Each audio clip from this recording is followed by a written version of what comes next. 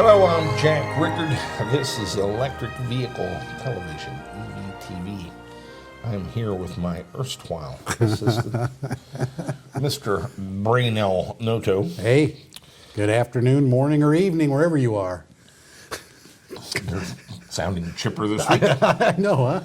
What are you so happy about? I'm getting in full TV throat. Is that right? You like this, don't you? It's pretty funny. You know, we're a lot more comfortable with it than we were 5 years ago. 5 years ago, I know, huh? Mm-hmm. Man. It'll be 5 years in May. Yes, the 5-year anniversary. What sort of titillating electric vehicle stuff do we have to entertain these people with and inform them, bring them up to speed? Okay, well, I guess we should make on last week's show, maybe real quick, on the unobtainium, I guess, did we say the wrong things or not say enough? Mea culpa, we have to fall on our sword like Chris Christie. Like Chris Christie. That'll take us an hour and 40 minutes. 94 questions. It's not our fault. We relied on somebody to tell us about the... We did. Mr. Paul Dove of Huntington, Alabama. Now, let me give you a little clue about how this is done. You've got it all backwards, Paul. You don't send us something, let us guess what it is, and then correct us online. Thanks, Paul. Love The beer. way most of our viewers do this is they'll send it to us, a little story about it. We relate it on camera as if we were really smart. As if we knew anything. And knew something about it. Oh, well, it won't be the first time. So what, after we talked about his beer, did Mr. Glove tell us? Well, we did find out, we did get it right. It is called unobtainium, but apparently it wasn't a brew specially for Paul. The brewery Straight to Ale does this as not a seasonal, just an every so often beer that they do. Mm-hmm. And I went to their website. They do a lot of kind of really cool, difficult to brew, heavy beers and some light beers. They do some really interesting stuff. And they're also in Huntsville, Alabama. We didn't know the ABV. We didn't know the alcohol by volume of this, and we knew it was high. And it is 11.5%. That's real high. Yeah, that's you could age this. And I think of ales as a light ale at 6.5 and a pretty stout at 9. Yeah, they get pretty good. You'll get some IPAs and things up there, but this actually 11.5 is wine country. 11.5 is wine country, and I have some ales from Schlafly, some other ales that I have that are actually in my wine cellar, aging at this alcohol level. They can also. This was aged in bourbon barrels. So that was that wood that we were picking up. Yes, in that it was an odd that oakiness flavor. So this is beer treated as wine. It is. It's been oak aged. Paul said he picked up a couple bottles in the morning on the day of release and went back in the evening and they were sold out. Yeah, wow, that must be really popular. And so thank you for these Paul. precious drops of golden ale, but you're supposed to tell us all this stuff up front. Got to make us look smart because we're not as smart as we look. Yeah. Oops. Thanks, Paul. We usually start off with Tesla, don't we? We do. We do start off with Tesla, and What's with the Tesloids? well, today I got I got from Bloomberg that we talked a little bit about Tesla last week, and they had some issues with a car in Orange County. That's something garage fire. Yeah, not a regular occurrence by any means, but just a garage fire. So I guess Tesla now has, in addition to the software upgrade, I guess where you were explaining to me where they're sensing the current and the drop in current or voltage. Right. Yeah, and now they're going to be sending out new the adapters, the plugs with a fuse basically in them. So if it does get too hot, it will. The thermo fuse? Yep, it will defuse. My goodness. Well, I have 3 of them. I guess that means I'm going to get 3. You should. And there's nothing wrong with the ones I have. You don't need this at all. It's this is like I say, they did a software update where they can tell a voltage drop if you have high resistance connection. Okay. And I don't, whatever it was, I guess that they were doing about that, the action they were taking. Otmar tells me they're not doing that, but I don't remember what he said they were doing. Oh. Maybe cutting the charge power in half. Okay. Okay. If it starts to heat up. Mm-hmm. Okay. Okay. Well, if understand the relationship between power, heat, resistance, and current. The grid is pretty much an infinite source. They can make more. Right. Right. And so if we take 240 amps out of it, or 240 volts, and apply it to a load, they're going to regulate it fairly closely. Sure. Better in some areas than others, of course. But in going through your house wiring, from the panel where it comes in to the point of load, which in this case where your charger's at, if you have too light a wiring or very long run of wiring, you get a drop through the resistance of the cable. Oh, okay. Based on that resistance, per Ohm's law. If you're drawing 100 amps and you have 1 ohm, 100 watts. And that's, Right. That's some heat, the heat of a 100-watt light. 100-watt light bulb, exactly. Yeah. And so, but you'll note that then it will also at 100 amps and 1 ohm, you'll have a decrease in the voltage. Okay. Sure. The 240 Okay. volts Okay. will drop to something, and so they can of course monitor that. And so any drop, if you measure the voltage without charging, and then start the charger and measure the voltage, if it went down other than a very nominal and minor percent, you have somewhere. Yeah. High resist, what we would call a high resistance connection. It's, by high resistance, half an ohm is high resistance. Right. It got something loose or too. But it causes heat, Yep, and yep. and that gets into a thermal runaway situation. I don't understand why they're updating the chargers to put a thermal detector in it. That's craziness. But I'll take the 3 Yeah. chargers. I guess I'll have 6 then. We'll put You them somewhere. have six plugs running around. 3 of them not Well, connected to I'd love to be able chargers. to get the connector that goes in the car. Then I could use these chargers and connectors on other cars. On other cars, yeah. What else you got? That is it for Tesla, unless we have anything else for Tesla. It was kind of interesting, BMW, the i3. I read a little article about the California, the HOV stickers.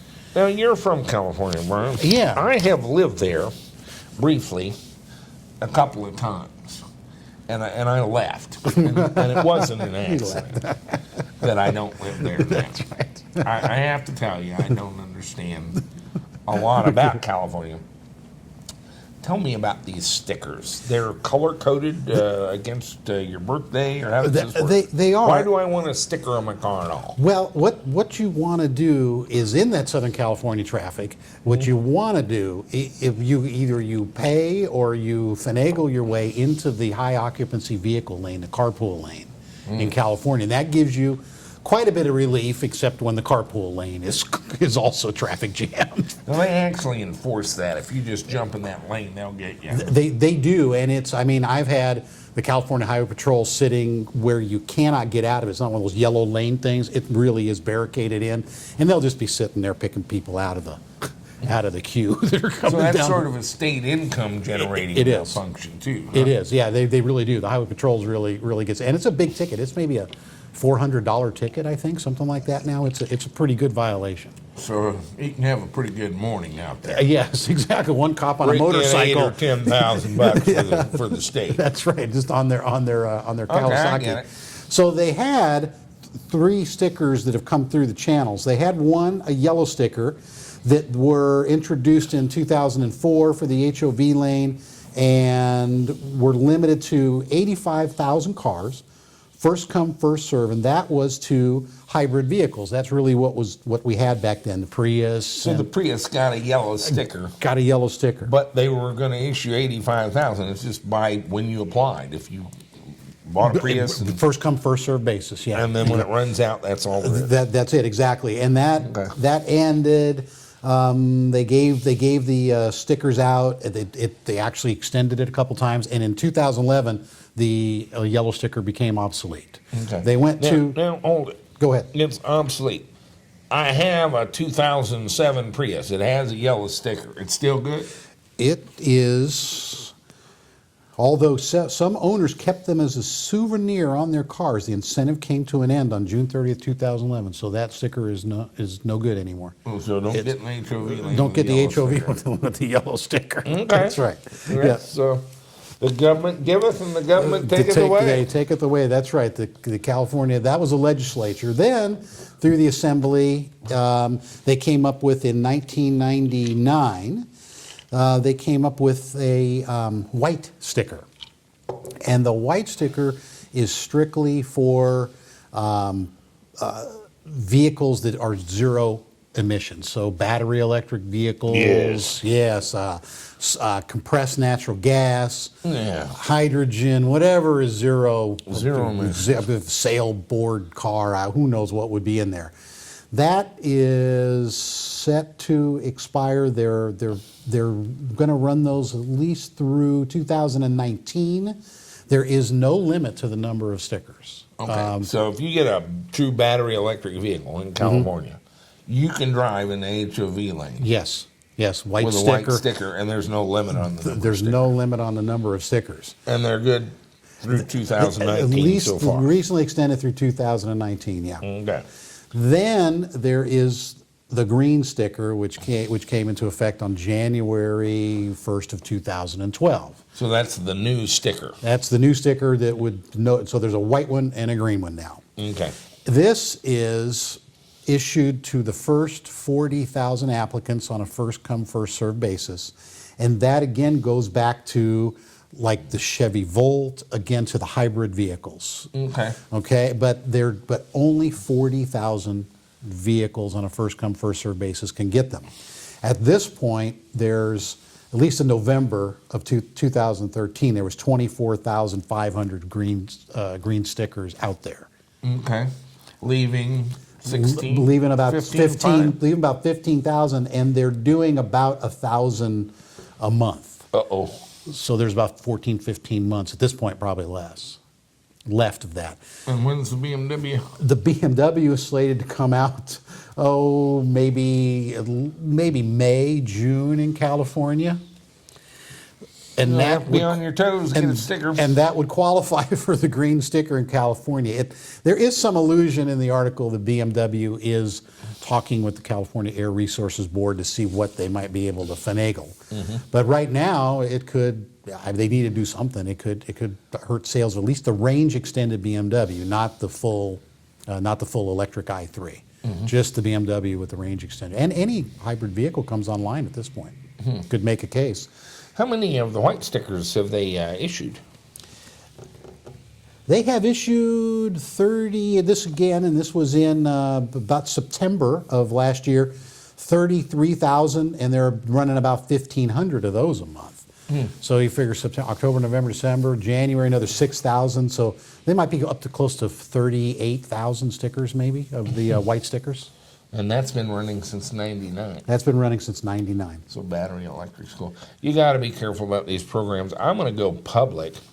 We, in Missouri, passed a law by referendum. This was people proposing it, and it was passed kind of like a constitutional amendment.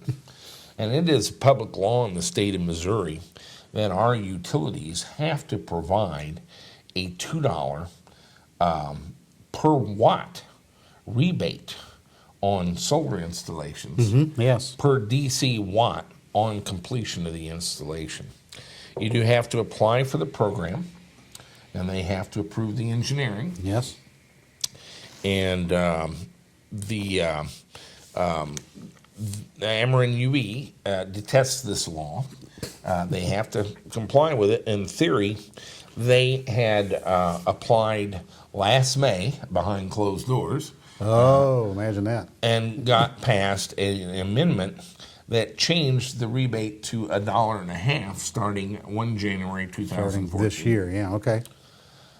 We in order to make this all kind of clean, actually engaged the services of a professional solar installation company. We did. That provided engineering that had been blessed many times by Karman Ghia, by the way, Oh, yes. and arranged an application for a 25 kilowatt hour system here at EVTV. We immediately got an email from them noting that it was changing the end of the year and it might not be approved by them. Yes. And we have gone completely limp. I haven't fought them at all. We've responded to every request for information. Our engineering companies have responded to everything they've asked, no matter how ridiculous, and some of it is unbelievable. I know. Unbelievable. Absolutely no engineer could miss that the two ends of the same wire are connected. Connected, that's right. But in any event, simply a series of stalling techniques to keep the application in the air from the 8th of October until the end of the year. Until the end of December, yeah. And now they've moved us into January. I'm going to prepare a packet of materials on this, including all the electronic mail passed back and forth with the UE and the engineering drawings. And we're not going to the PUC, and we're not going to file a lawsuit against Karman Ghia. I want criminal charges. There we go. We're going to the state attorney general and ask him to file criminal charges against Karman Ghia for flagrantly violating this public law. Yeah, and it is a not, law. Not on technicalities. They have simply Just sat on it. yes. Yeah, no, they just sat on it. So Yeah. I'm no longer interested in the installation or the rebate. Right. I want to see the face of the guy who goes to jail and then goes on probation That's right. and has to do community service. That's right, with the I want ankle his monitor. name, and I want to watch him do this. And I happen to know some people in Jefferson City that I might be able to persuade I just might be able to do that. There you go. And so that's where we're going with that. But you be very careful with these government programs, incentives. yes. The government does giveth and the government does taketh away. But it's amazing the lengths that they would go to of technical dancing and obfuscation to circumvent not the spirit of the law, but even the letter of it. Just right. I mean, this is just blatant. We don't care. We're Karman Ghia and we're going to do Yeah, we'll just stall. And in fact, we're going to warn you of that up front, basically in the first. Hey, you can email. watch it happening. And so we never did argue with them or anything. We just gave them enough rope, and they just kept on putting it out there. And I've got a pile of them. Those emails, We're huh? going to stack them all up, emails and resubmitted engineering, and that essentially features no change. There's no electrical change. And No, it was like another line. Indicating we had to have this way, and the response was, it already is. It already that is way. like that. Here it is. It's on the same drawing we've already submitted. Let's submit it again with a big That's arrow. what that symbol means. You know that. You're a utility That's company. right. You guys should know. And so that's kind of the case. What other news have we got? Not much. This one was a really big week for news, but I just love watching that the Formula E. You know, they had a demonstration of the vehicle out in Las Vegas. Mm-hmm. I believe can't remember what was going on in Vegas. You know, and they've got the auto shows going on now in January. LA. There's all kinds of stuff coming up now for vehicles. But Michelin is their tire sponsor, providing all the tires. This year, Why don't we have a tire sponsor? we need tires. Anybody out there? I'd like Michelin to be our tire It would be sponsor. We use perfect. their low whirling resistance. We low tire. running. We like those. Yeah, we do Yes. like them.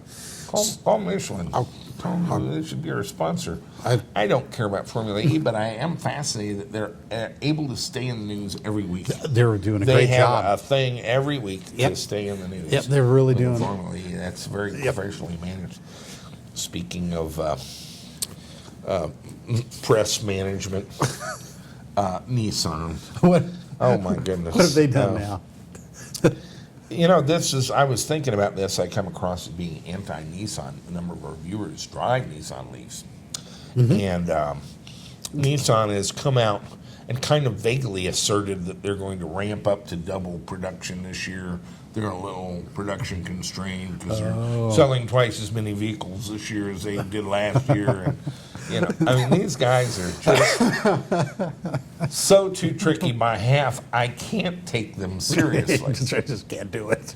The Leaf was the wrong car at the wrong time, aimed at the wrong audience. Howsoever, I can't find any Leaf owners that don't just absolutely love the car. Yeah, I mean, the people that we've talked to, There's love a it. few that it's just not the right car for them. If you have a 120-mile round-trip commute and you're in a car that has a 70-mile range, it's going to be a problem. Yeah, you just can't do it, no. But in an urban area or in a small-town USA, as we live in, Sure.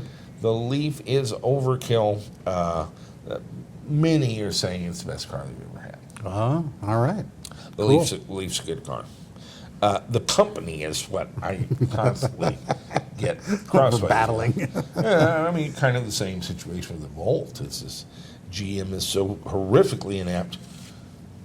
The Volt concerns me in maintenance Yeah. and repair because it's so complicated being a hybrid series. I don't know. Series. Whatever it is, yeah, Whatever. exactly. Whatever it is. The Leaf, I think we can crack the code on. Okay. Eventually, that car could be worked on. Volt, I'm not sure anybody ever can. But it appears there's going to be more Leafs.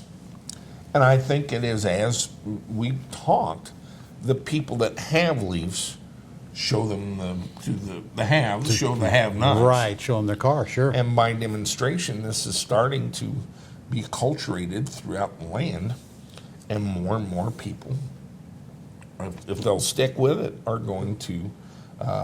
And as the price pretty much comes down, It's been coming down, yes. and many of them are doing it by lease. Yeah, right. Until we see what the battery life and resale on the cars is. Right. I would say that's the way to own Yeah, a lease is it. by lease. Yeah. Let them go on the hook on the residual. Yeah.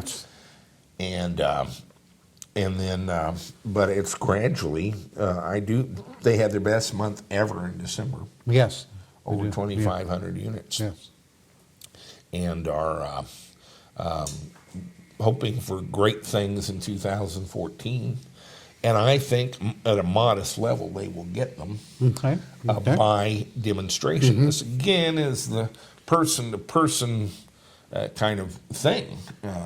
If your neighbor gets a Leaf and you ride with them a couple of times in it and you talk to them about it and they own it for a year and they still like it, then that's a different deal Right. than hearing a Nissan ad Right. and running out and spending $35,000 on a car with batteries. Yes, right. Talking to the salesperson or whatever just doesn't work like getting somebody's butt in a seat. For us, the custom electric vehicles, the do-it-yourselfers, I saw a Nissan traction motor on eBay the other day for $1,200. You did? I did. Oh, man. And an inverter was oddly highly priced at about $4,000. But as these cars, Otmar bought a wrecked Model S Yes, that's to right. take his 75-foot-long Volkswagen Vanagon Is the zippered Vanagon? to the desert with. Yes. And Love you, and so, Otmar. I think this is going to be a thing. And notably, I found a guy in Las Vegas, I think, Yeah, I think it was Las Vegas. who is selling parts off wrecked Leafs, among them batteries, and had some of the modules on eBay for $125. I bought 3 of them and Okay. have been playing with them. Let's take a look. All right. All right. Just a quick update here from the battery lab. I've been playing a little bit with something, doing some bottom balancing on a couple of cells, which might sound like no big deal, except they're really 2 cells per can. This is the module out of a Nissan Leaf, and they are now available I find on eBay from a guy who is parting out Nissan Leafs. He has a couple hundred of them, and is selling them on eBay for $125 a piece. We talk about Nissan's battery pack, but I don't really know a lot about it and haven't had any direct experience measuring it. Of course, most of what we're told about it, I'm sure, is the Lord's gospel and the utter truth, except so far that's not been my experience with batteries. And already this is shaping up kind of the same way. This is a module that is made by a company called the Automotive Energy Supply Corporation. Automotive Energy Supply Corporation was a subsidiary of Nippon Electric Company, NEC, in Japan, that had come up with a prismatic battery made with lithium manganese oxide chemistry. Nissan purchased that company, part of it, from NEC. Actually, they bought 51% of the company, and the NEC retained 49%. They make the batteries that go in the Nissan Leaf and the Renault Kangaroo and the Renault Influenza, and they're all the same batteries. And they do it kind of in the same way.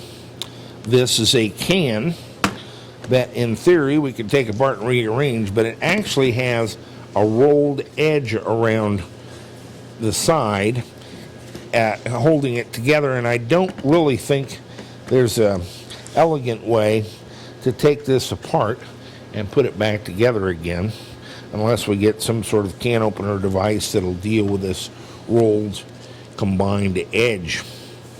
Inside are 4 pouch cells. The lithium manganese chemistry bears a little bit of discussion. It has a little bit higher energy density than we're accustomed to with the lithium iron phosphate cells, and a higher voltage. The voltage is nominally about 3.75 volts. You would charge it to about 4.2 volts, and certainly by 3 volts you're done. You're fully discharged. They put 4 of them in this can, two sets in parallel, and those in series, or what we call a 2S 2P configuration. Each pouch is 32.5 ampere hours, and that gives you a 65 amp hour module of about 7.5 volts. Now, it has 3 terminals on it, and that's kind of fortunate for our purposes, as we are inveterate bottom balancers and eschew battery management systems. Right now, this terminal is 3.928 volts more positive than this one, and this one is 3.937 more positive than that. But I can easily balance that out. The terminals are not precisely overbuilt. They're plastic, and they have little copper tabs, but they do use an M6 bolt, which is quite similar to what we use. They're kind of cheap, and so I've replaced it with one of our M6 stainless bolt heads and an M6 Nordlock washer. The center terminal gets a much smaller screw, but we can devise a way to balance using that. I've got 2 of them tied together here, and as luck would have it, not only does our M6 bolt work, but we have our 40 millimeter straps, and I would say they are just too long to fit between these, but not enough too long where I wouldn't do it anyway. It just kind of holds the cans slightly apart if you tighten them down, but you can use our 40 millimeter straps and M6 stainless bolts and Nordlocks to interconnect these to make a pack. Over here, what I've been working on is balancing these, and I have not done any testing on them, but I have done some weighing and some looking into it, and thought I would just do a little introduction because I found something quite interesting. Our Calb 100 cell, could I have one of those? Do we have a Calb 100 there? Weighs 3.4 kilograms. Its nominal voltage is 3.2, and of course it has a 100 amp hour capacity. Thank you, Albrano. You're welcome. And that gives us a total power of 320 watt hours in 3.4 kilograms. That works out to 94 watt hours per kilogram. That's without any straps or battery box or anything. This is accustomed to being built into a highly over-engineered pack with contactors and battery management and monitoring systems and so on and so forth. To where it sort of negates some of the advantages of the cell. But bare, this is 3.8 kilograms at 7.5 volts total and 65 amp hours. That's 487 watt hours in this can. And it weighs 0.4 kilograms more. And that comes out to an energy density of 128.29 watt hours per kilogram. Now, what would that mean to you? It means a kind of a serious advantage that this cell has. That energy density, if we were to do a build with these modules and eschewing Nissan and Renault's very fine engineering on their big pack. Instead, we just did our little aluminum boxes and our straps and bottom balanced them real well and used them. A 24 kilowatt hour pack of Calb 100s would involve 75 cells at 3.4 kilograms.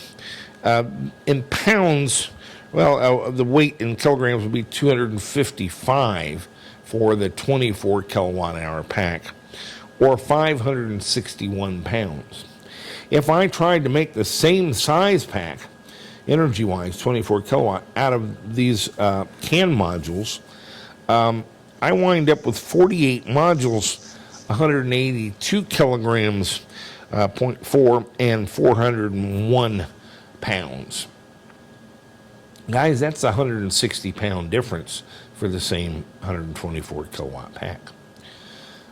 We sell the Calb cells. I think that's the best thing you can put in a car, but that pack would cost $11,175. If you were buying this from the salvage yard on eBay, they're getting $125 a can for this. That would be about $6,000. So it's half the price and about a 36% gain in energy density for a 24 kilowatt hour pack. That's 160 pounds lighter and half price.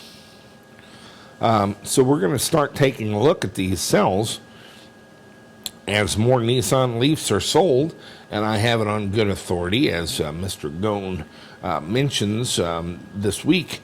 They think they're going to sell a lot more of these and are ramping up production. Of course, he started production on entry at 150,000 cars a year, and that didn't work out for him. But he's going to double production this year. I have to say that I can't run into anybody who owns a Leaf that doesn't like the Leaf. A few of them in a metropolitan area simply have a commute where the Leaf is inappropriate. It doesn't have the range for their lifestyle, but for urban use and for small towns such as we live in, a 75-mile range is actually overkill. I think it would have a greater range if they would up the module count and take out some of the engineering that they've got in there. And you and I could conceivably do that because the energy density on these are quite good. What's the trade-off? Life cycle is a big deal. Lithium manganese oxide cells, state-of-the-art, 800 cycles. These have some lithium nickel oxide mixed into it. They don't really say what the cycle life is, but presumably 10 or 1200 cycles to 80% capacity. So you don't have quite the cycle life.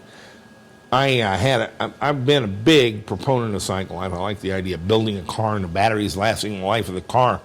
Conversation with Oakmar Ravenhake recently kind of opened my eyes. If the batteries are going to get as much better in the next 5 years as I think, why do I want them to last 10 years? I'm not going to want them in my car 5 years from now anyway. So that's a consideration. Maybe cycle life isn't quite as important. These have a much lower temperature for thermal runaway. They are not as safe as a lithium iron phosphate cell. And so there is some indication that you might want to monitor temperatures. I don't think they have the temperature problems that have been reported. I don't actually believe in Arrhenius's rule causing the Nissan Leaf cells to deteriorate rapidly in warmer climates. There were some reports of that out of Phoenix. I investigated them and talked to some of the owners who believed they were having problems. And at the end of it, my best take was that it was a lot of nonsense from some people that are just simply learning for the first time about electric cars and have a lot of faith in turtles and bars. And the little bit of data I could get on voltage did not support their claims that they were suffering battery loss. Perhaps. I guess I'm from Missouri. You'd have to show me, and we're just now starting to test these cells. Maybe we'll find out. I can tell you already they are different. They don't bounce like the lithium iron phosphate cells. If you charge it up to a voltage, it will sag back down, but very, very little. They're not near as springy feeling. You take energy out of them, the voltage just goes down and stays there. And you bring it up, and it kind of comes up. That's not entirely true, but compared to the lithium iron phosphate cells, that's the feeling I get from them. I haven't seen any big temperature climbs from charging and discharging. We will try fast charging, but I don't expect really a lot of surprises. The chemistry is not that different that we're going to run into anything really astounding. I would say they'll have a shorter cycle life, and perhaps a little more heat generated in charge and discharge. We'll measure that and see, but so far they're a fairly capable cell, 65 amp hours, 7.5 volts nominally, but the energy density increase is quite astounding, and already we are seeing them on the market as salvage items at fairly attractive prices. He had some kind of damaged ones at $109, but was selling essentially intact modules that we could use and mount in boxes and strap up right now at $125 a piece, or $6,000 for a 24 kilowatt pack. I'm hopeful within a week or two to have an announcement for you that's somewhat more dramatic than that. I would say it's kind of an experiment, but we don't need to learn CAN. We don't need to code. We can simply take these modules and strap them together. With the center terminal, we have access to both cells, and can balance them. And it's my belief that if we properly bottom balance these and charge them the way we do the lithium iron phosphates to a different voltage set, and we're going to have a different discharge curve, and we'll map that for you. But I believe that it's not going to be that much different life. And for custom electric vehicles, I think you can take these and do quite well with them without any of the detritus that Nissan has in their cars, and do so quite safely and quite productively. As I say, I hope to have an announcement that'll be quite appealing within another week or two on the topic of these cells. But right now we're taking our first initial look at them and doing the weight and balance and voltage, and it's looking pretty good. And I found it kind of surprising how much of an increase in energy density. When you put it in that whole pack, it disappears. And of course, when we put it in aluminum boxes, that counts too. But I believe that we could put this in a car and simply have about a 35% gain in or reduction in our weight and size of our packs for the same range capability. And so we have to take a look at this seriously. When you have a battery, it's half the price, and offers a 36% increase in energy density without having to put 10,000 little cells together. This is a format that I can work with, 7.5 volts, 65 amp hours. We can work with that. Power output, they're not counts. The racing guys are not going to go for this. I think these probably, we're back at the 3 or 4C range. This would maybe put out enough current for our Siemens type application, which I don't think our DMOC will do more than 300 amps at 400 volts. These will do 300 amps. They're not going to do 1,000 amps. You can, of course, parallel them for higher currents, but they're not going to have the high power output, power density that A123 cells or even the CALB cells have. But it's quite possible in a high-performance electric vehicle system application or a Siemens and DMOC 645, where you're in the 300 to 500 amp range, for this cell to work very nicely, and particularly on a higher voltage system. I see it as a very good match for the Siemens and DMOC 645. 48 of these cells times 7.5 volts nominal is 360 volts, and that puts us right up there in the perfect range with the DMOC 645 and Siemens process. The same 48 you would want to cut in half for 180 volts or less for the high performance electric vehicle systems, but then you can do 500 or 600 amps and have 130 amp hours. So you would double it up by having 2 strings of 24 for an HP EVS system, or 1 string of 48 for the Siemens, and that'll give you a 24 kilowatt hour pack at about half the going battery rate price-wise.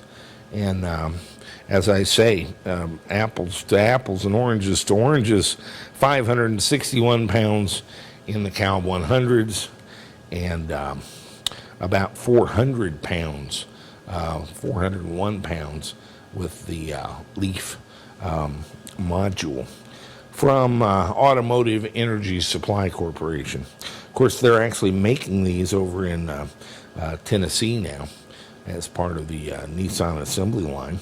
But I'm encouraged to see them springing up spontaneously on eBay from the salvage market.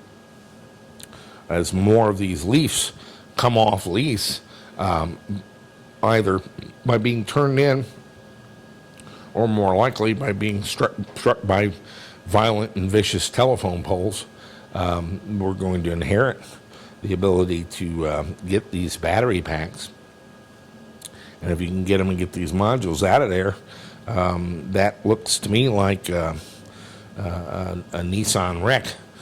Starts at $6,000 because it's got that value in batteries in it on the eBay street, circa January 2014.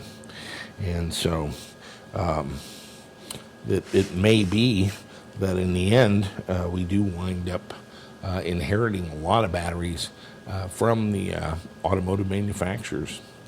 Wouldn't that be a strange tale to tell? Stay with us. Those are interesting. Kind of brassiere, huh? Yeah, that's just kind of that package, and that's amazing, though. When you kind of peel away all the over-engineered pack, you wind up with a telephone ringing, and I'm not sure all that's needed. If we take this down to the 7.5 volt module, right, that's pretty cool. At 3.8 kilograms, a magic thing happens. We wind up with a pack a third lighter and a third smaller. Yes. And half the price, made from salvaged Leaf batteries. Leaf mods, that's pretty cool. Yes. I did not realize the difference because it's masked in their battery pack module engineering stuff. Right. I think I can make these cells work without a BMS. Okay. We have to learn a little bit about them, but I bet I can do it. Okay. All right. I think we're going to find the same thing one more time, and if we do, you're talking about a 560 pounds versus 400 pounds. Right. That's a big savings. That's a big deal. In a vehicle. Salvaged batteries, half the price you're paying for new ones. Sure. How long do they last? What difference does it make? Yeah, exactly. Yeah. They're going to change the batteries next year anyway. There's already talk at Calb of a new metal can battery. Oh, really? Okay. Yes, it's been We're 2 moving, years. yeah. We've kind of been stuck on the same batteries. Things are about to change. We may have a special announcement with regards to all this. Oh, okay. Subsequent to the 18th or 19th of January. All right. When the ship arrives in New York. Okay. When our ship comes in. When our ship comes in, you'll be the first to know.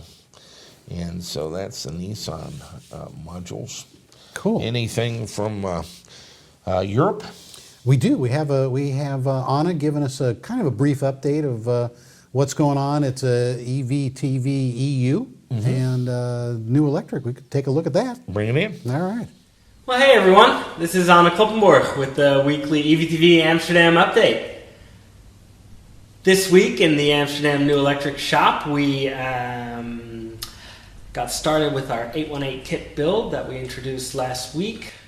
So with the 818, our prep has been making the components look good so that once they go on, they don't have to come back off again and go on again and off again.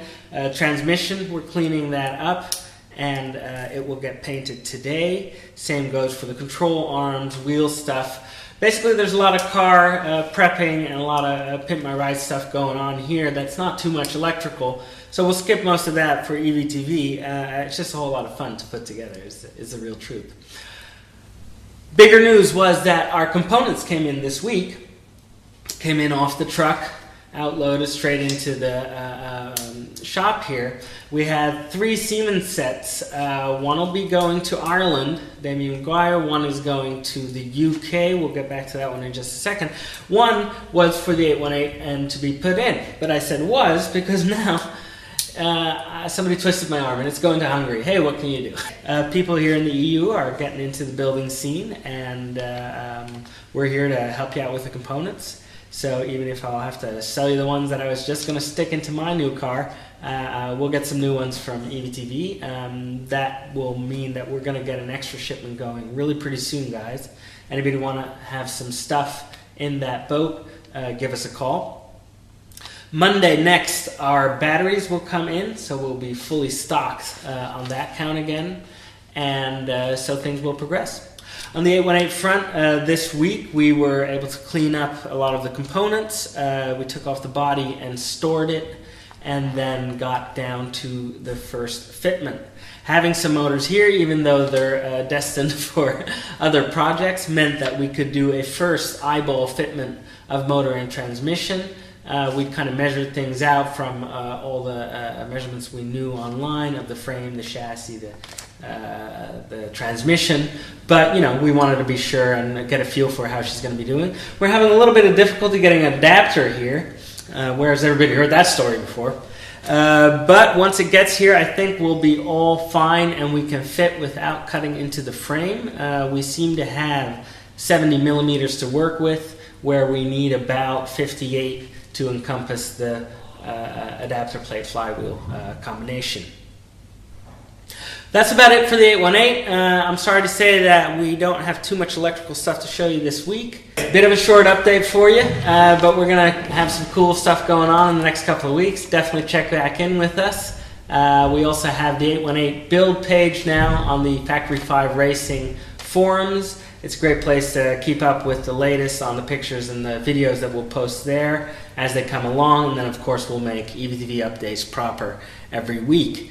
Next week, though, it'll be a little postcard segment from the road, because the New Electric team is going road tripping and visiting Zero Carbon World's Kevin Sharp in Bath in UK, or around about Bath in the UK. We'll be bringing a lot of components that are going into another Volkswagen EV project, but this is a very special project as it will sport over 57 kilowatt hours of CALB CA series cells. It'll have the Siemens and E-Gear transaxle, and I believe, if I'm right, there's two 50 kilowatt input and output chargers, DC AC input, DC output chargers going into that project, and it's going to be like a test bed demonstration vehicle for those products. So there's going to be a lot of cool goings on. Next week we'll probably be on the road, but I'll try and send in a little postcard update. And for the next couple of weeks, you keep building, we'll keep building, and we'll check you soon. It was brief, but I like the 818. They're working away at it. Well, the 818 thing seems to be a gig. I heard from a guy that's been working with our intern, Matt Hauber. Oh, okay. On an 818 build, Really? using HP EVS drivetrain. And now Anna is going to do the Siemens, and has blessed us with a feature-length film this week. Yes. About 5 minutes, Yeah. but anyway, it's good to hear from you. Yeah, it sounds like next week or week after will be fun. You're going on the road or doing something. I don't know if we'll have a... Sounds like Anna's got some fun stuff, and all the Siemens stuff, I guess, is spoken for in Europe. We sent him 3 Siemens and D-Mox, and they're gone. I know, that's really cool. And here's one of the reasons why. We received 24. They were lacking some parts for 3 more, and they had sent me 3 prototypes. This is our JevQ package. This is coming together. I do not have the wiring harness to show, but I have a photo of it. Okay. I'll put that up. Okay. And we're going to do a wiring harness to hook this up to the D-Mox 645. It'll even have a little serial port to connect to the D-Mox if you need to flash or change some variables in there with CC shell. Kind of an advanced topic. But this is the, we've got a little placard here with the pin out of the thing, a wireless antenna. This is our USB serial port. Oh, cool. It looks like an Arduino DUI native port to the Arduino IDE, but of course it's a very different box. We have 8 digital outputs that are buffered and actually MOSFET outputs that'll do 2 amps continuous, about 7 amp surge, that are like switch grounds. Okay, cool. And you can make them PWM. Oh, really? In software. Okay. The 4 digital inputs, optically isolated and buffered, and so that's kind of protected from EMI and so forth. Oh, great. And 4 analog inputs that are really quite the feature of the board. some quite pricey linear opto isolators that give a very accurate representation of the input voltage, but optically isolate it. And their output is like a differential output for noise reduction. And then we combine that back with a operational amplifier to a single input, but supposedly quite stable and clean for what you're doing. For what there. we need, yes. And so that's the main feature: 84 megahertz Core 3 ARM processor, and all the pins are through this amp seal 35. Of course, we have open source hardware for the board and open source software to run it. It's working reasonably well. It'll be continually to be updated, I'm sure, from here on out. I've been working on the owner's guide. I saw. It's quite a tome. And so we're going to put that up on the website for $5.95. It'll be next week before it can actually ship any, hopefully by about Tuesday or Wednesday. Yeah, I think maybe a couple. I think we've already got a couple of sales of them. I think did you put it up last night? Yeah, I did. Yeah, I didn't put any information up about it. They but I didn't put it need. up They've got enough if they've been watching the videos. To tell you the truth, I'm lacking some little pigtail coaxes. RPSMA. Those cables, yeah. 6-inch cables. I've got some coming from China, but it'll be a few days. So just some of the stuff right here at the end, getting all the little parts together. And of course, you can build your own. Good luck with that. Yeah, that would be fun. And Nerd alert. But the software is entirely open source. You had a company up in Michigan that were trying to get and the guy sent me an email wanting to know about the CAN bus interface. And I'm like, oh, yeah. Here's some C++. Here's oh, yeah. Here's the code. Our guys up in If you have any questions about it, let me know. That's right. I saw it. Thanks. Send 3 commands every 30 milliseconds or something, 50 milliseconds. And here's what they have in them, and it just goes. Here's how to read the ones that come back, and we've already got all that in code. Yes. But they're using a canalizer and have it spinning. Yeah. But I said, we do have a device. If you want one. So finally, it's been a year since I first proposed this, and we're getting all the pieces together to at least have a hardware to sell you. We'll load it up with the latest source code, or the latest compiled code from the open source software, but it's going to go in several different directions and several different ways, I think, by a number of people. But it's on the street and pretty much working. The VW thing rolls with it. I can spin the test bench. It has a wireless website, and I'm working on a documentation for it. And that's what Anna is after on some Siemens, and is going to use the Siemens motor in his 818. That's kind of Is it an 818 or an 818? I don't know. I've listened to them tell us all about it at Factory 5, and I forgot. Okay. Guess who else is playing batteries these days? I couldn't imagine. Jehu Garcia had this, what sounded to me like a wild ideas about using these laptop batteries. Would you believe he's kind of approaching it in an organized fashion? Really? Okay.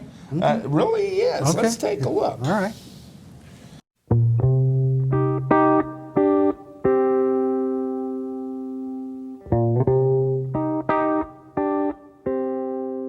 This week on the Electric Samba Bus project, we're going to give you an update on our recycled laptop battery project.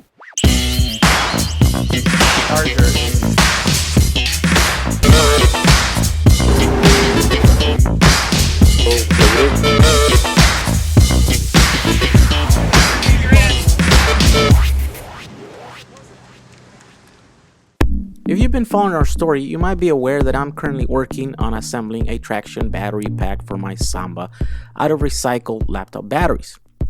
If you haven't seen any of my previous updates on the project, let me catch you guys up. Back in November, I purchased around 200 dead laptop batteries on eBay. I then started dismantling them and extracting the Sanyo 18650 cells found inside. Next, I separated all the cells that had a good voltage, anything above 2 volts to the right and any cells below that to the left.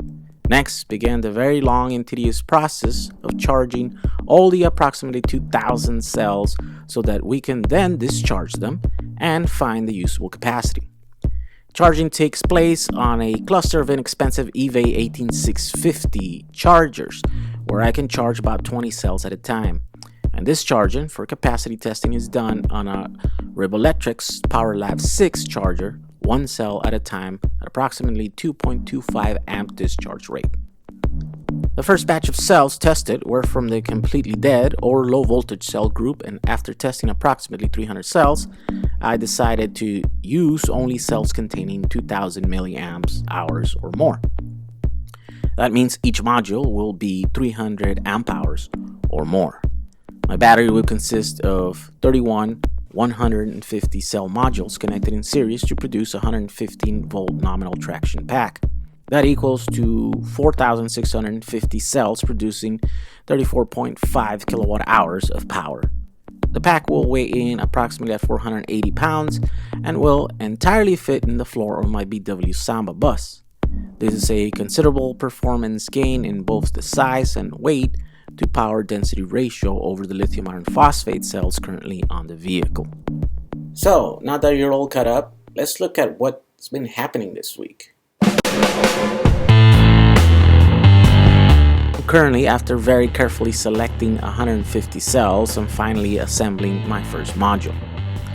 The challenge here is going to be first physically bundling 150 cells together. This was achieved rather easily using off-the-shelf 18650 holders. The modular nature of these holders will allow me to assemble modules in different shapes and size, making better use of the available space. They are affordable, sturdy, and lightweight, a perfect product for this application. The next challenge is going to be electrically connecting the anode and the cathode of all these cells. The parallel connection of 150 cells will essentially make one big 300 amp hour lithium ion battery cell. Most battery pack manufacturers use a capacity spot welding machine to assemble cells together. This is the best option as once dialed in, spot welding can be performed quickly and the results are clean looking, electrically sound connections. A few weeks back, I attempted to assemble my very own rudimentary capacitive spot welder, but the results were rather disappointing due to a possibly using a low power capacitor in spite of having a rating of 2 farads. So even though I might still pursue the spot welding technique, in the spirit of moving forward, I have been attempting a good old-fashioned soldering approach. The results have been so far satisfactory aside from the labor-intensive nature of this method. Most online forum experts will cry that not only is this not the best way, but it's actually harmful to the cells due to the excessive heat while soldering. To that I say, these are in many cases 5-year-old abused, overheated, overused cells that are still alive. They are survivors. They have taken like a champ and still deliver usable power. Trust me, a little 30-second heat to the cathode is a walk in the park for them. So what's next? Well, after I finish soldering tabs to this first module, I will install both voltage and temperature sensors, and then I will throw it on a charger for its first charge. The charge process will give me a first look at the collective capacity of the module. If my math and testing procedures were done correctly, the module will take in 300 or more amp hours of charge. At that point, the next step is going to be to install it on the Samba and go for a ride. If all goes well, the solder connections will handle the peak 650 amp draw without creating too much resistance and thus heat. Only at this point will I be able to judge performance characteristics such as heat buildup and voltage sag, which will determine if these cells are a viable solution to a 100-mile range vehicle target challenge. So thank you for watching this video. Make sure to catch next week's episode for more electric Samba adventures. Next week, bye.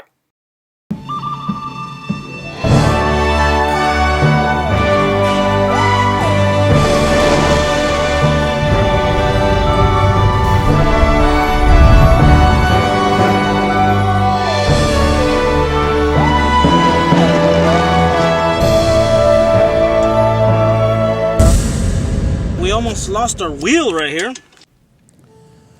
Not all the way I would do it, but this is better than it's the an picture I was getting from right. his early descriptions. Right. He's, It's got a nice approach. yeah, he's working at this thing. Who knows?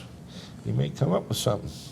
I think if he'd go out and steal a Nissan, he'd probably be better off. Might be better off. Find a Leaf, huh? What'd you do this week?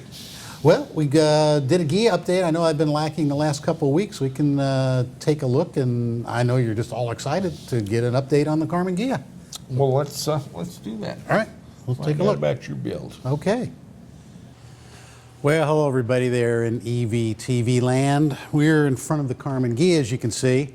Haven't had a vehicular update for a while because we have been in kind of vehicular manslaughter around here. We've had all types of projects that we've had to work with, and I'm sure by now in the show or after this episode, you'll see what I'm talking about. But we have been working on it, and over the last 3 weeks, kind of slowly, we're at our last bit of, and I thought I was, but we have a new helper here, Preston. We call him Prestone. He's our coolant man, antifreeze. But we've been doing a lot of work, and he's been a great help.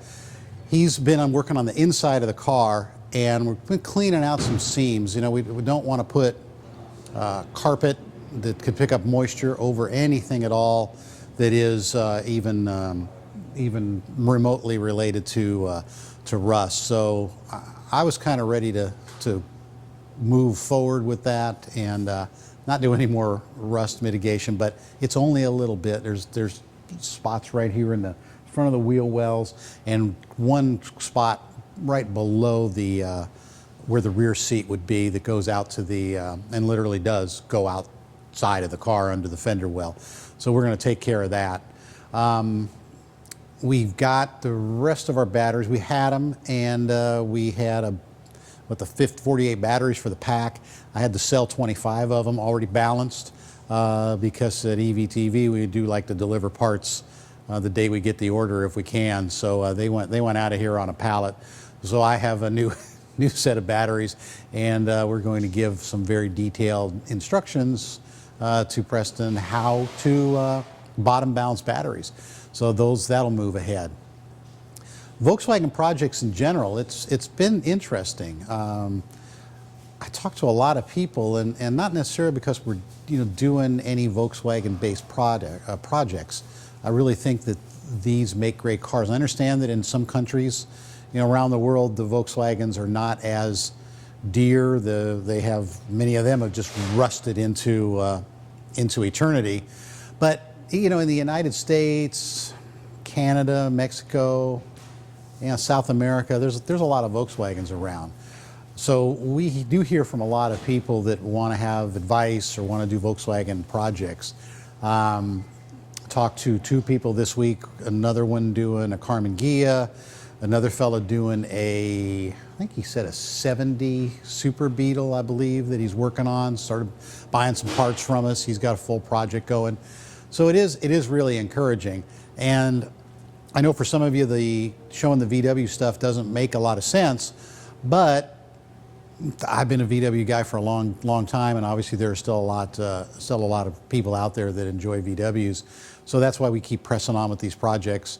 And they're relatively simple. I mean, you can get in, you don't have to deal with, as interesting as having to deal with, late model OEM instrumentation and CAN bus and all that. That's cool, and that's where we're headed. But in the custom vehicle market, we can take anything: kit cars, early British cars, German cars, Japanese cars. It really doesn't matter, and make a dream EV build out of it. So that's why we just want to keep you updated on what's going on. Plus, there are just some mechanical things and some considerations in general about vehicles. I mean, there's just some work that you need to do, the brakes, things you need to think about when you're building a project, especially one that's based on a car that might be 40 years old, is what do you need to consider, and maybe not necessarily the particular step-by-step procedure that we have to do on this vehicle or a Volkswagen, but maybe just things you need to think about in terms of some kind of order or things you need to check out with an early model vehicle. So what have we done? Well, I had alluded to the fact that in the interior of the car here, and there's not a lot to show. I mean, I could light it for you and show you, but basically we have taken any kind of silicone or caulking, and we found foam, the expanding foam in here. We found silicone. There's been Bondo covering things up, and not that great a job with a lot of it. But again, we're taking care of all that. So this week it's been kind of a wire brush and a knife that Preston is taking care of and really cleaning these seams up. We'll build that back up again. The step on the interior of the car, once that's down, is not to go ahead and carpet right away the forward floor panel and where the seats are, but to install the carpet in the rear of the car, back here up under the window and the sides along where the rear seat would be, and then go ahead and install the batteries. You've already seen that the motor is in.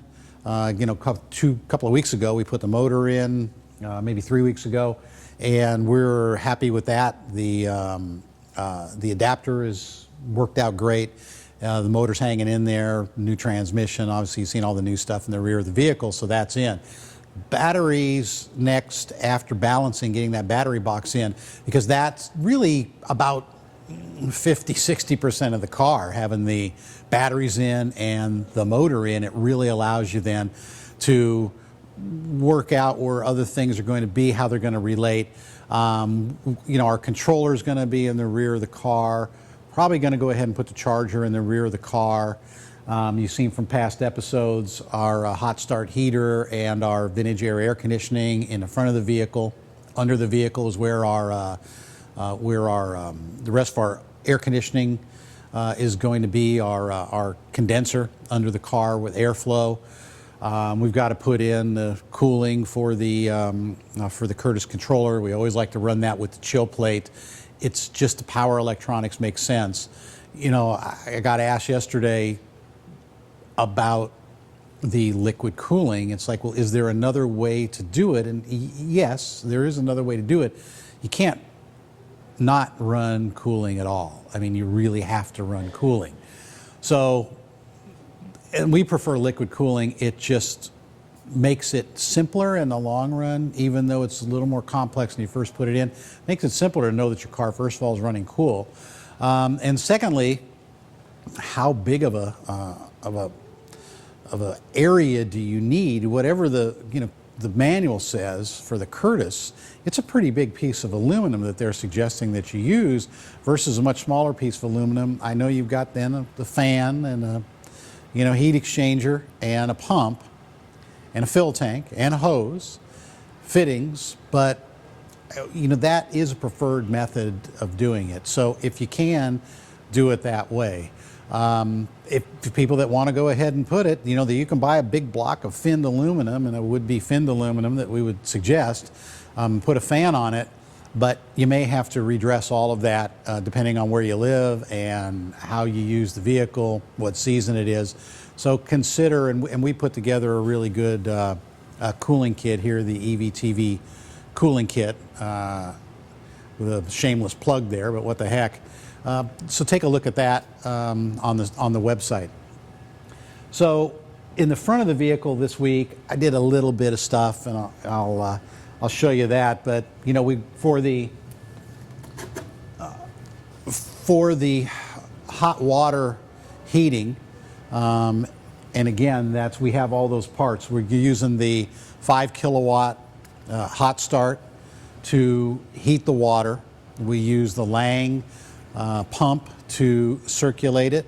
We're using the Vintage Air, which is both our air conditioning and our heat exchanger in there.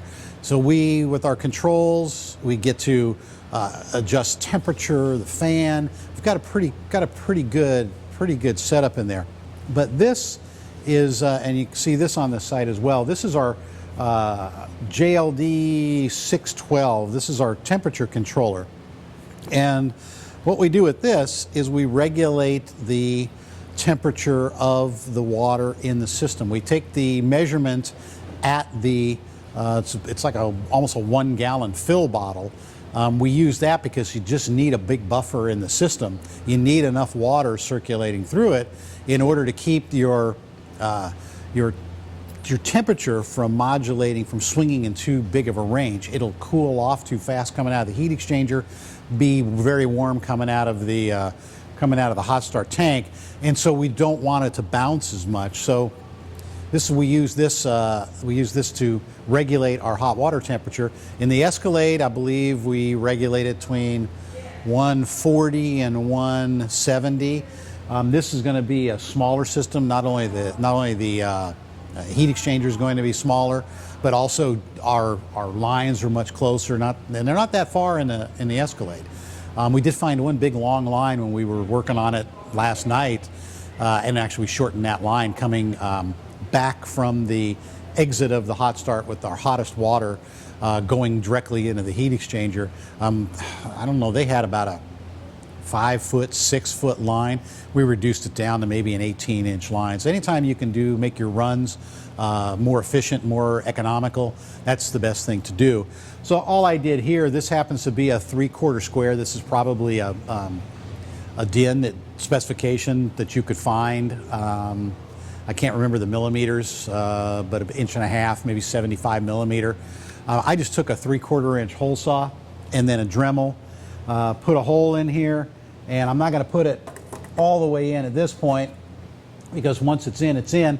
That's not a gauge that you use that much, so it doesn't necessarily need to be in the dashboard unless you just want to be a victim of TMI, of too much information. But when you're adjusting it anyway, this is where you're going to want to see it, is up in the front of the vehicle. Once you've set it, it's kind of like Ron Popeil, just set it and forget it. Some of these things, the less you play with them once they're working, the better. I was talking to somebody about just gas-powered VWs and just not messing with things. It's fun to play with, move on to the rest of the project and get over it. So that's what we have done in the front of the vehicle. And in the rear of the vehicle this week, we wanted to make sure with our rear deck, and it's up here, you can see that, we wanted to make sure that we could lock it. You saw that we did not have to cut out any of the rear apron of the vehicle. We did have to, with the thing, was cut some rear apron out. This we didn't have to. We cut a little bit internally and put a little wedge. You can see and go back a couple of weeks ago and take a look at that, because one of the things I wanted to do, it would have been interesting. I could have done it kind of like a Louis Vuitton trunk, had a big leather strap, 2 leather straps, and been able to cinch it down if we couldn't use the stock rear deck latching mechanism. But I really wanted to take a whack at being able to do that the first time and see if we could. And with Charlie's help, we actually did do that. We cut a wedge out of the top of the rear apron, as you saw. Then we put that wedge back in once the motor was in. The reason we had to take a big slice, one is you kind of don't want to cut straight. If you can help it, it tends to want to bend, and Jeff alerted me of that fact before we had cut it. So when you cut at an angle, you have basically a stronger cut, if you will. And then we took that wedge, took a little piece out of it. We had to get around the sensor for the motor, the position sensor, and we put it back in, and now we are able to use the latch. And I don't know if you'll be able to see any of this, but this does shut relatively simply. Am I in there? Can you see me? And that's locked. That is completely locked, and that's not bad for what we did with the car, with the cut it out, hope that it was strong enough. And then here, we just pull, and I don't know if you'll be able to see, but you get the drift here. Got going to have to go out of the picture for a second. That we can, in fact, open the rear deck lid. So that was kind of cool. That was something that I really wanted to come out of this with the ability to be able to do, was do that rear deck. We're going to have to take the cable back out again. We bought the new cable. It had a cable with like a big washer that you put your finger in to pull. They had part of a broken brake line and a piece of, I don't know what it was, just some plastic tubing duct taped together to do the guide tube, because you have to have a guide tube that is rigid, because it comes from back here at this part of the wall right here of the car, and has to be rigid at the latch itself so that only the cable is moving. If you have any movement in that tube, in that guide tube, then all you're going to do is be pulling the guide tube, and it's never going to pull the mechanism for the latch itself. So we got that done. We have just all the parts. We kind of showed the spread out of the parts that we have here, including some of the VW parts. I mean, there's probably a couple little things, but in terms of all of the interior lights, the new rear view mirror, the wood dash, the gauges, we put the shifter in, all the lights work, only to make sure that our reverse light actually worked. We're not using the stock shifter, we're using the, as I showed you, that flat 4, the replica of the old inch pincher, the VW sedan drag car from the, late 60s, I guess. We're using that. It's got a cool wood T-handle. We've displayed the parts again. If you want to go back and see some of these in the previous episodes, we did kind of a layout in the other room when the car was over there, so that was back maybe a couple of months ago, but you can take a look at some of the parts. But the car's looking good. We do have some work to get the Nerf bars in. There are, some other issues, but I'm pretty happy and pretty excited, actually. We've got I think our helper here, in fact, Preston, has been working with us, bought the engine out of this car. He's a VW guy, wants to know even more about VWs, and hanging out here with us. I don't know how much he'll learn, but at least it's something to do during the day.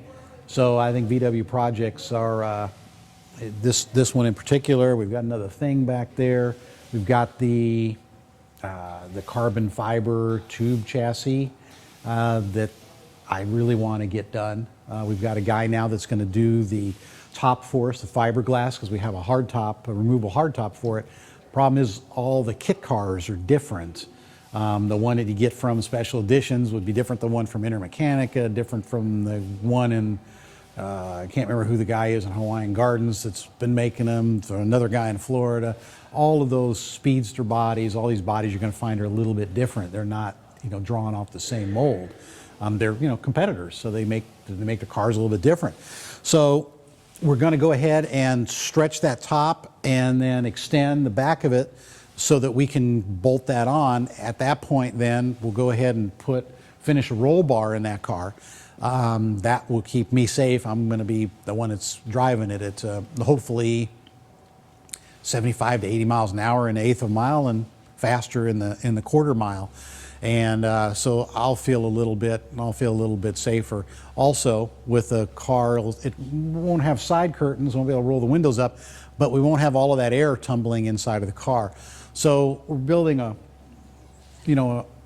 4-quarter, all year round, full season, full year capability vehicle here, and we can get our carbon fiber speedster done as well. It's January. We have a show in August as far as the EVCon. We have more people have signed up for the EVCon. We should have a cutoff at some point in time for the current price. I'm not quite sure, but take a look. We've got some other things coming your way this week. We have our catalog out. We may have mentioned that already in the show. I don't mean to be redundant, but I'm really happy with the job that Jeff and Jack and I did on the Cadillac. I hope you enjoy that. But take a look at it. It's kind of interesting. We're already getting feedback. If you didn't get one, I guess you need to get a hold of us. Buy some parts. We'll send you one for free. I don't know. Maybe on some other part of the show we'll discuss. Jack and I'll discuss how we do that. But I just want to give you an update, let you know that we didn't leave the little beast here, didn't sell it, aren't mad at it. It's going to be a pretty cool car. In fact, Preston asked, he goes, I suppose you're going to drive that car every day. And, you know, we're shooting for 50-mile, 60-mile range maybe. That's plenty. We live kind of on an island here. If we need to go to St. Louis in an electric car, I suppose we'll just grab the Tesla. But for in terms of the Escalade, the thing, we're building purpose-built cars that have a particular range, that have a particular mission. A lot of you are using little smaller battery packs now, using the 100 amp hour cells, the 60 amp hour cells. It's slugging around some 180s to get 100 miles range or 120 miles range, or as we demonstrated in the Speedster at the Redux. You can get range, and that car is fast. It's still world record holder in the extreme street class 192 volts in the NEDRA, the National Electric Drag Racing Association. And I've got some more runs to do. We're going to run that car a little bit lighter. We got ready to do it last year. Got the car aired down, everything going. And we had a couple of weeks of rain, and then in November that was it. The track closed for the year. So we're not in Southern California, or in Arizona. We can race year round. So hopefully that was enough of an update. I just want to let you know what's going on with the Ghia, and tell you that EVTV loves you. It's just a big hug fest. So I will sign off with the Karman Ghia update.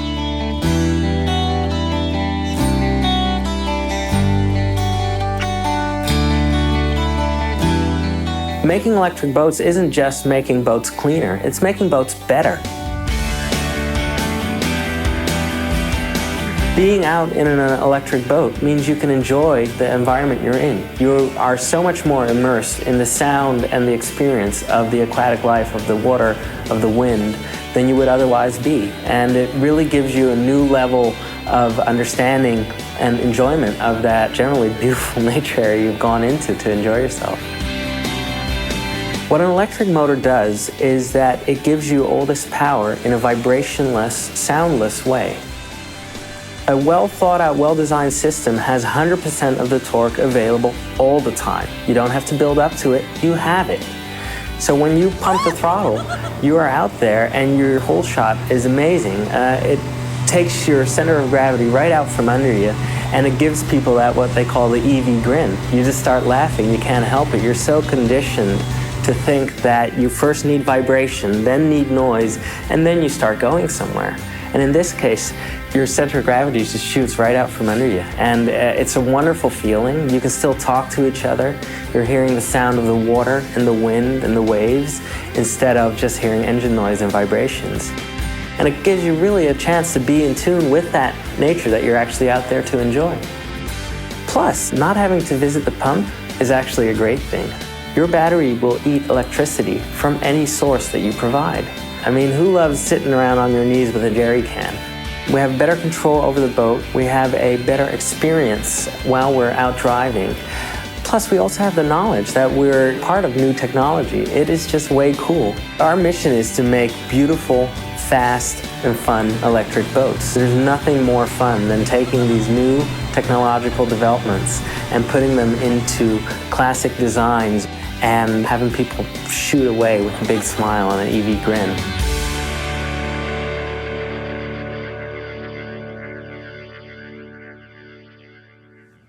Well, cool. The car. I'm always excited. I've got, we've got a new We've got a new helper. We call him Prestone. His name is Preston, and he's helped us with a couple of other things. You'll see why we call him Prestone here soon enough. But he bought the motor. I think he was on a couple of weeks ago in the show too, and he got introduced bought to the him. ice motor out of the Karman Ghia, and he's kind of a VW head, and he's a big help on the VW builds. But we've got I got the JLD 612 placed in the front. We've been doing a little work on that.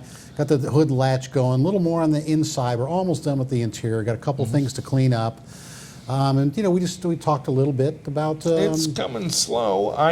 We've had the holidays and a lot of little projects we're working on here there and yon that have kind of slowed all our work down here recently. Prestone tells me his buddy went to work for a guy that's got 10 acres of VW rusting out in the field over in Illinois. Oh, really? That was on American Pickers. Really? Last year. And I remember the episode. It is a huge field of buses and Really? We'll have to go over there. We probably ought to. Probably should. Oh, I didn't realize that. Open our cash to check, buddy.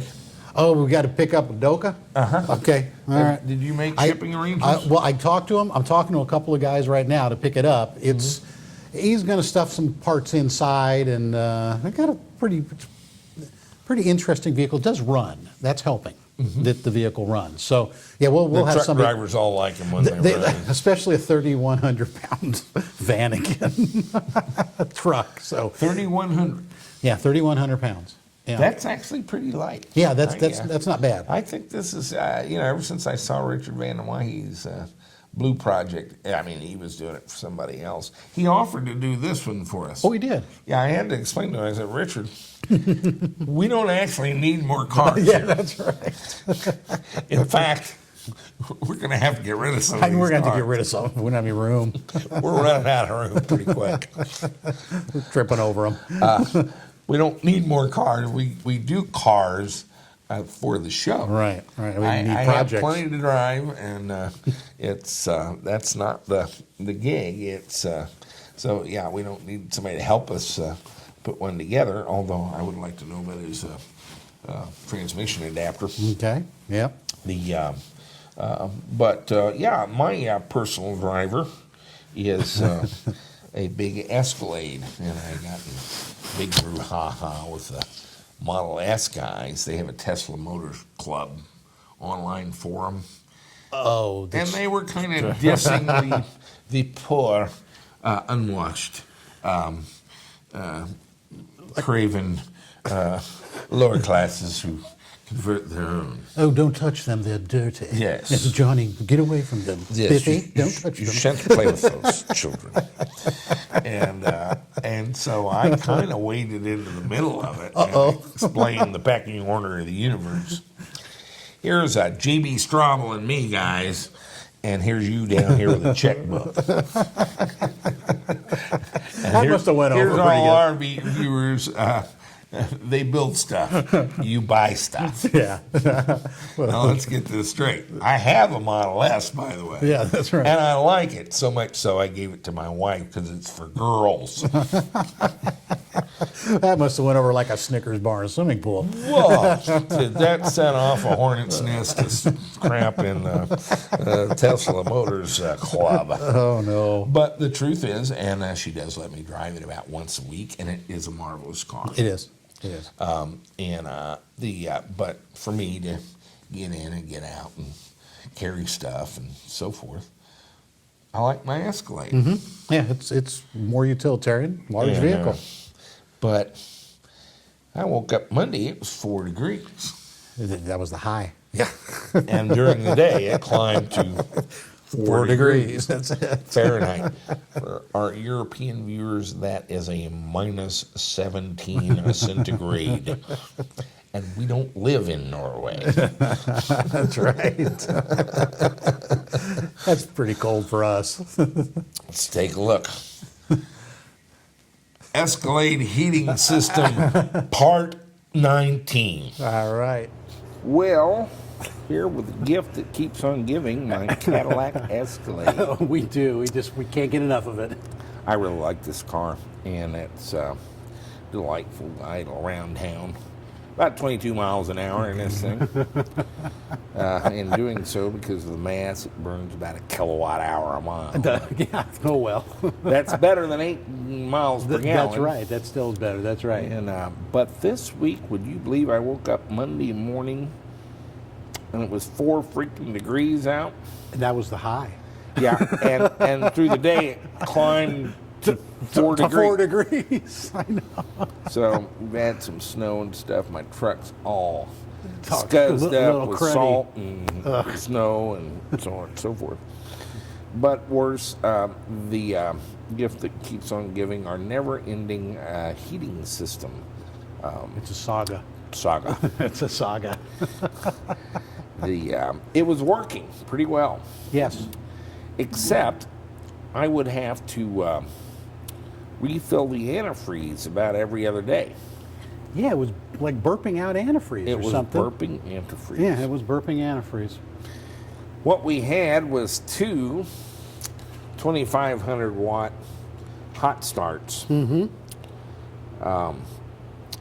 a company called Kim Hot Start. I think it's Kim Hartstar. Hot Start. Hard to say, difficult to say for We me. need to learn to say it because we're a distributor for them now. We are. I just call them Hot Start.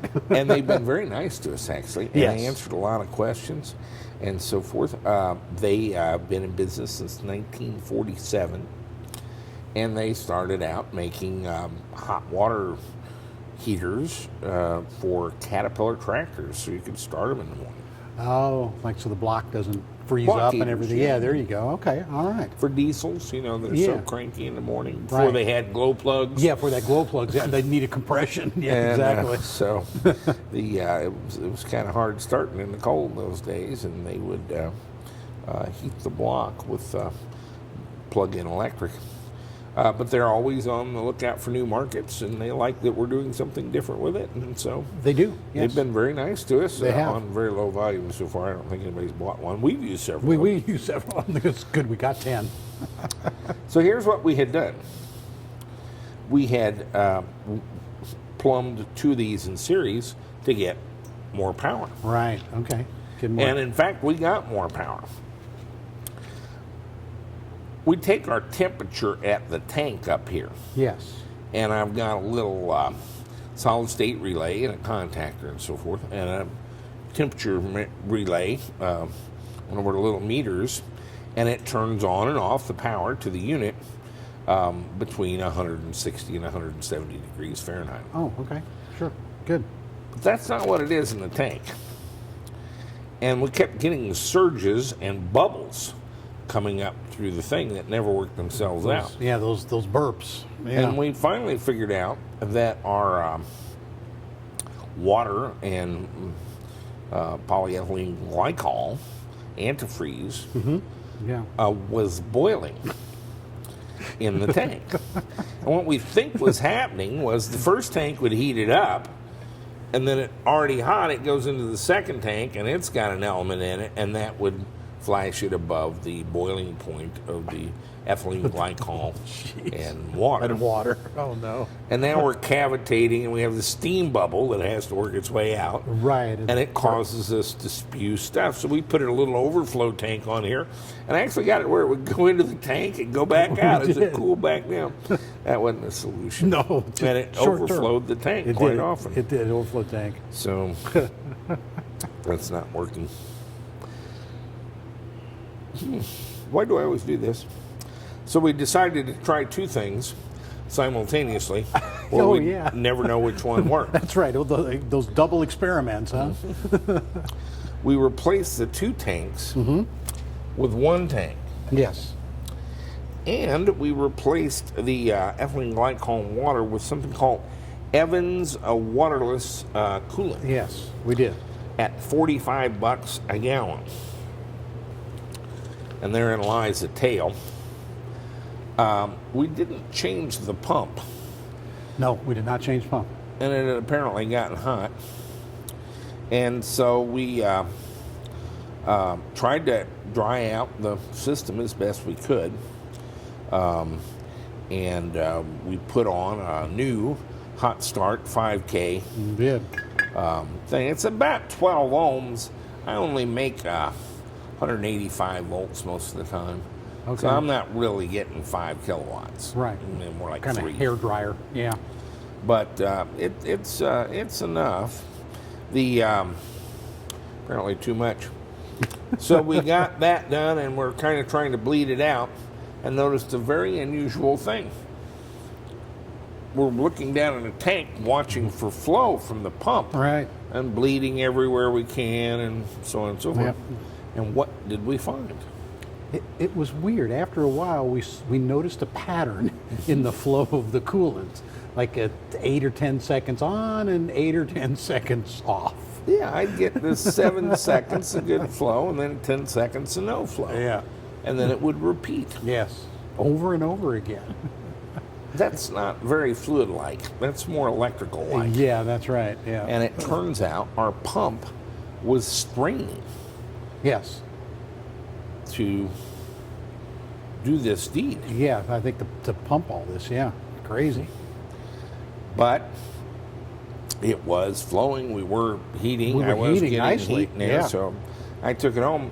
I drove it the 450 yards from my house the next day and brought it in here and left the heater on to show Brian something, and went in the office and came back out, and we tried to get a camera We did on it. try to get a Brian camera. was real busy chatting with somebody on the phone. Richard Van Whiting, it's all your fault. We had smoke rolling out of this thing, filling the whole building. Yes, it was pretty And bad. it looked like it was on fire.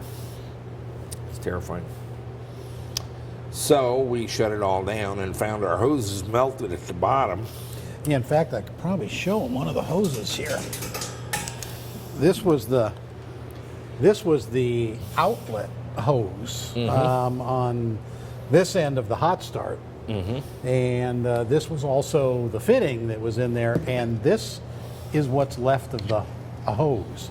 And these are de-anodized?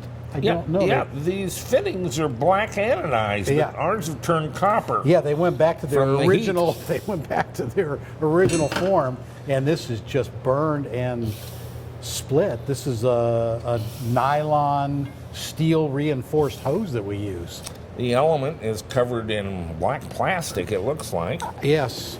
And the end here looks like it's completely clogged. That probably wasn't the problem. That's a check valve, Yes. isn't it? Yeah, that's a check valve on the inlet side. But Yes. there's some plastic that holds the ends of this. There is. There's some plastic and a little check valve ball in here. That So here is a in new here. one. Yeah.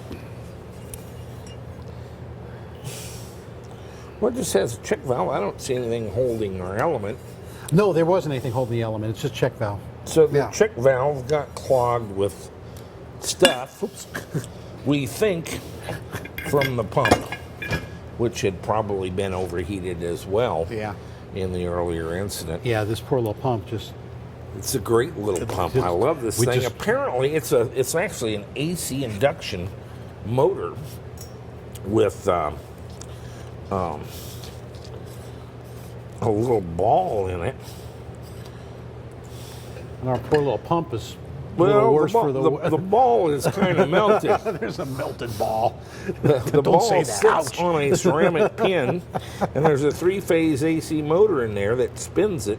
And apparently, it's intelligent enough that if it gets overloaded, it shuts down for 10 seconds. that's probably and what- then tries again. what we were seeing. And that's what we were seeing. Isn't that something? But yes, my pump is gone. It's kaput. And so this is designed for solar hot water systems, so it's good to about 250 Fahrenheit. But again, we were clearly exceeding that with our 2-tank system and causing steam. And then when the pump couldn't pump, I guess we ruined another one. Yeah, we think we ruined it. Yeah. And so here's a new one. This is a 240 watt, Yeah. 12 ohm element. And, yep. New bottle. Very sturdy. What's this? Cast aluminum Probably cast aluminum. Yeah. tank. And in here, and we've got a image of this. Yes. Is a it has a thermostat on it. It does have a thermostat. It's got the top end 205 degrees and at the bottom end minus 40. Cunningly, we had removed it. We did 3 things then. Yeah. We're not very good experimenters some days. So Do it all at once. Yeah, oh well, what the heck. It was fun. So anyway, we have, and I really don't know what role the Evans played in it. Right, we can't It's tell. a little more viscous Yeah. than the polyethylene and the stuff. Perhaps our solar pump was struggling to move it, or perhaps the solar pump was Could have already already done. it could have already been bad. Yeah, we just don't know. In any event, we don't need it, and it's $45 a gallon. Right. Because we put a new hot start on here and a new pump.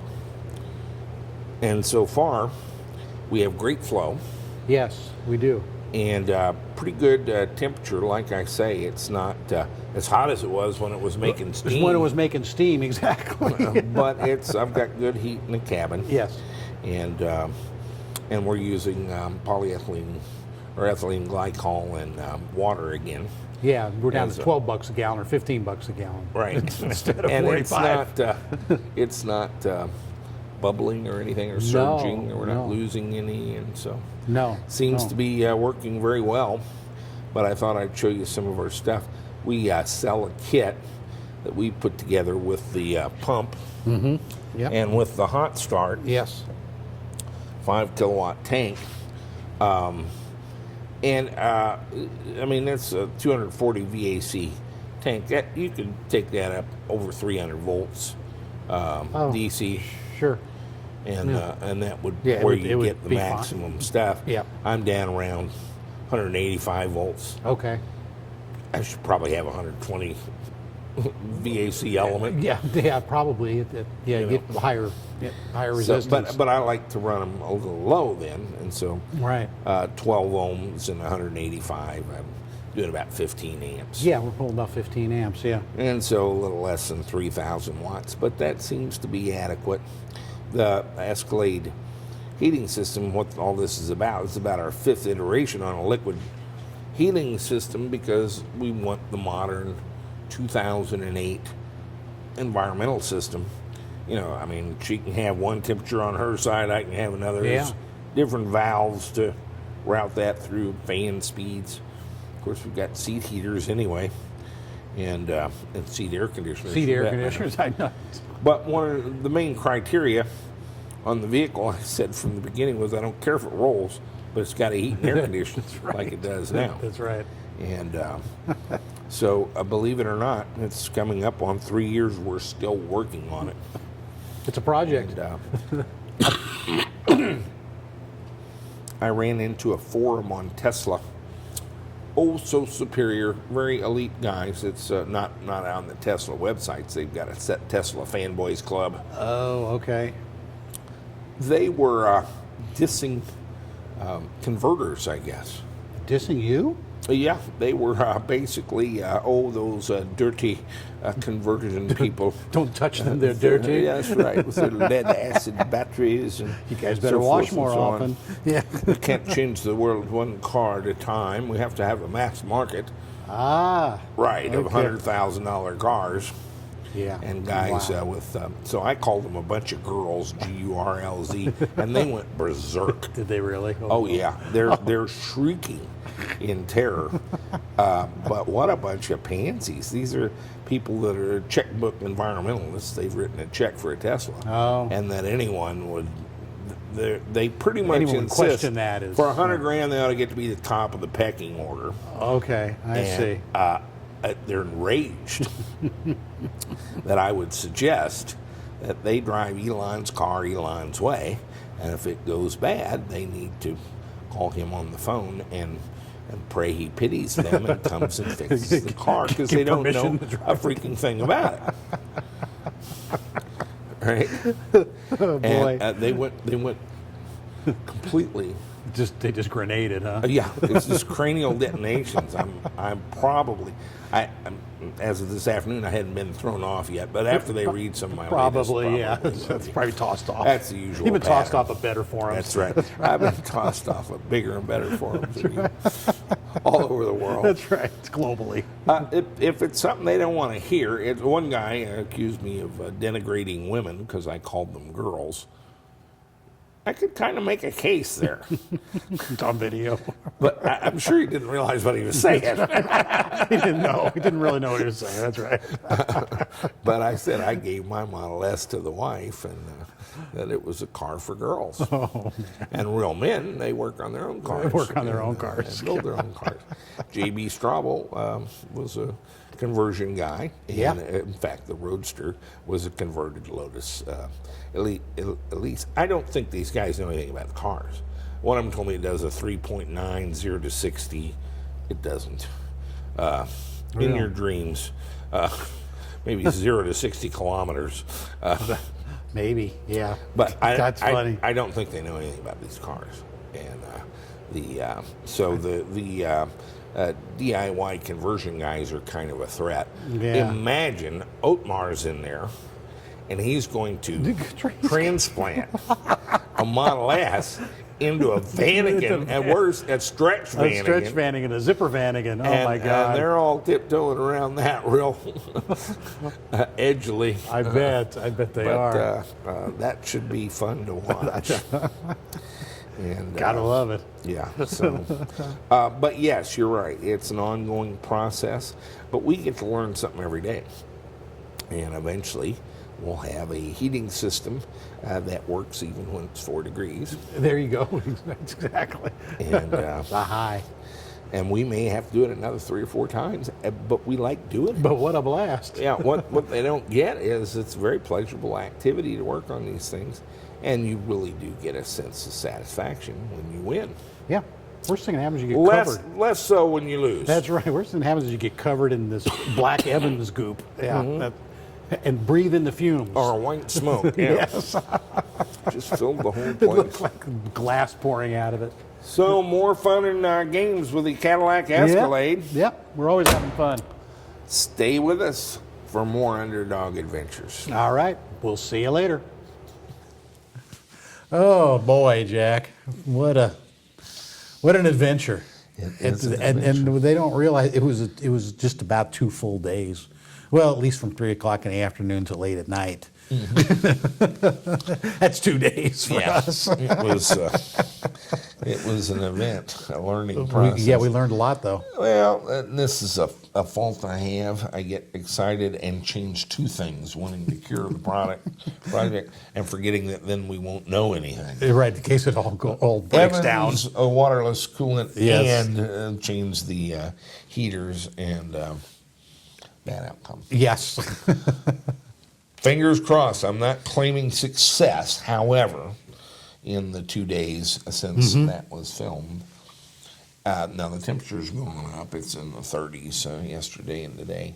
But I'm making heat. Okay, cool. I'm not being run out, Yeah, but okay. a gentle, warm heat. And it's I'd say 5 to 6 minutes to get it up and going.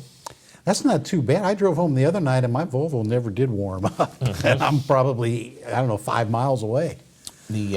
I'm happy with it, Yeah. and it's flowing well. It's not burping up stuff. I'm not leaving a trail. No trails. No, yep. And so I guess I'm happy. The thing's filthy, and I own a car wash actually, but I went by twice this week and they were closed both times. I guess car washes don't work too well at 4 degrees. No, they kind of ice up, and when those rags hit the side of your car when they're frozen, they just tear It it just off. kind of rips the paint Just right off tears the the car, paint doesn't it? Yeah, that's not good. Yeah, you probably couldn't make enough money that day that you'd have to fix by the evening. Guess what we got in the mail this week? I like this catalog, huh? Hey, look at that, the original Speedster. We And have us. an 84-page catalog with cell care information and products and cars and so forth. I kind of left this to Jeff and Brain to do, and I got to tell you, this is better paper than I'm accustomed to paying for. Sorry, guys. We used to be print publishers. We can't help ourselves. It's a very slick catalog. Yeah, a lot of clay in here. I don't want to know what it costs. That's a heavily clayed paper. It is.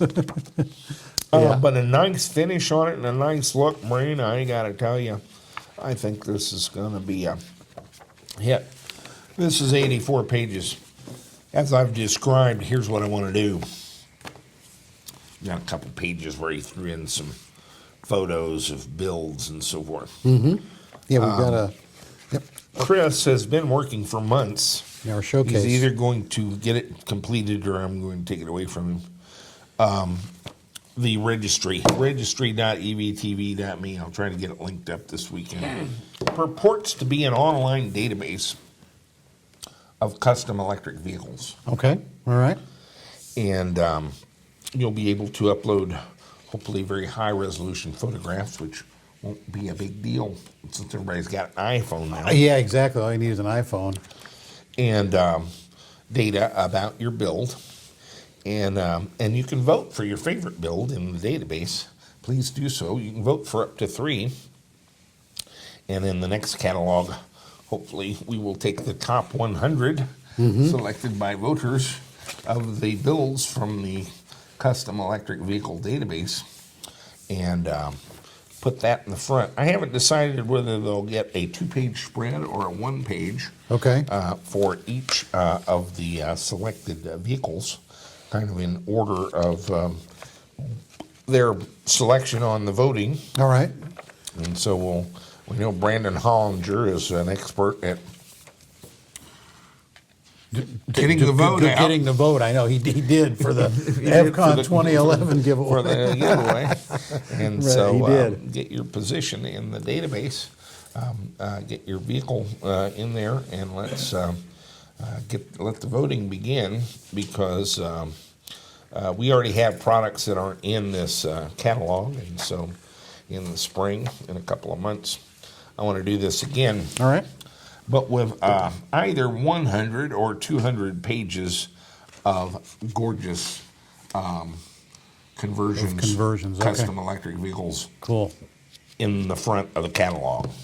And our components, of course, will be in the back. And this will be a handy book to let you get a picture of what the many and varied gorgeous electric conversions look like, so the Tesloids won't be left in the dark. The little islands form, and they think the only knowledge in the world is what we can see on the horizon, near to the horizon. It just happens over and over. But yeah, we've got a showcase. Here's 5 cars here. That's about all. We got 1 page. You must have had a spare page. We did. I'll put some cars in. Put some cars in. We'll do like a car per page, or maybe give them 2 pages. I'm not sure. Depends on how that lays out and looks.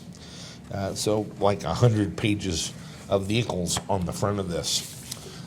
Everyone who has bought from us on the web store has got a copy of this. Yes. We've been trying to figure out a way for them to, because we've already had a couple of people miffed that they didn't get one. Right. Yeah. Because The reason you didn't get one is you went shopping somewhere else and bought all your stuff from somebody a lot cheaper than us. or didn't come to the FCON. And you may or may not have even gotten your stuff from them. Yeah, that's right. That's right. You may just gotten fleeced. And so, in any event, if you're in the online store database, you kind of get one. It's mandatory that you take it. Yeah, that's right. If you haven't, we have come up with a cunning way for you to get one and get in the online store database at the same time. Okay. And for it to operate just like a normal order for us.